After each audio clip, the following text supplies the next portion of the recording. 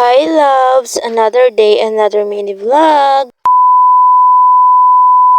Ngayong araw pala ay magapadugos ng nyug si Lola. Kumbaga ay magalugit o magakopra ng nyug. Nung nakaraang linggo pa sana kaso bigla yata na miss ng bagyo si Lola kaya napuspon. Ito pala yung lupa na binabantayan ni Lola. Siguro almost 100 years na sila nakatira dito. Paris, grabe ka naman te. Uy, wag ganon. Siguro mga 80 years na sila dito nakatira. Wow. Kaya hindi basta-basta mapalaya sila dito at isa pa meron na dapat silang party sa lupa, diba? Diba mga loves? Kaya ipaglaban natin yan. Hanggang doon pa yan sa taas mga loves. O diba napakalawak? Kaya mapapasabak tayo ngayong araw mga loves. Kagustuhan mo to eh. Bago nga tayo mag-umpisa ay kailangan nga muna natin magsuot ng jacket para pang protection sa mga aswang. Ay still lamok pala. Sigurado kapag wala kang pang protect eh di ka talaga titigilan hanggat di ka mangangaya. Uy, si OA. At syempre mga loves kailangan din natin magsuot ng pajama para iwas haras. Sayang yung kutis natin. Uy, si OA. Tama na nga sa kadaldal at tayo nga ay mag-umpisa na.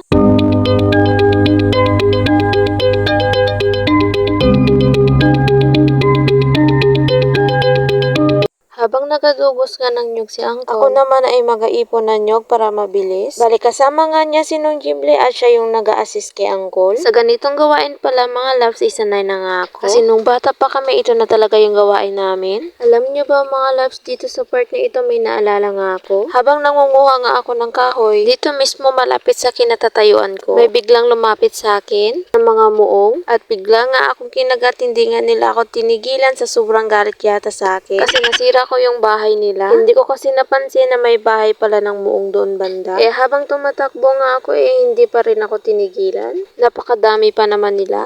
Siguro mga 6 piraso lahat yung kumagat sa akin. Buti nga lang pagkagabi hindi nga ako nilagnat. Kaya natatawa na nga lang ako dyan. Paano ba naman bigla kong naalala? Nagpahinga nga muna ako dyan kasi sobrang pagod na. Gusto ko sana magpakuha ng buko kay Angkol kaso nahihiya nga ako. Kaya ito na nga lang yung nakuha ko. Marunong naman akong umakyat kaso naiilang nga ako kasi madulas yung puno ng nyug at baka ako ay mahulog. Mahirap talaga ang ganitong trabaho kaya taga-probinsya lang talaga ang makakarelate nito. At wala nga tayong magawa ito na ngayong kapalaran natin manuglugin. Uy, hindi naman ganun. Sadyang matulungin lang talaga ako. Kasi tuwing kapalugit si Lola ako na talaga yung katuwang ni Nung Jimle. Kasi si Lola ay hindi na pwede magtrabaho. Sumasakit na kasi yung baywang niya. At sayang din kasi kung magapasuhol pa sila sa iba. Kaya ako na lang daw ang magatulong kay Nung Jimle. Ito na pala mga loves ang lahat-lahat ng naipon namin nyo. Hanggang dito na lang mga mare. Thank you for watching.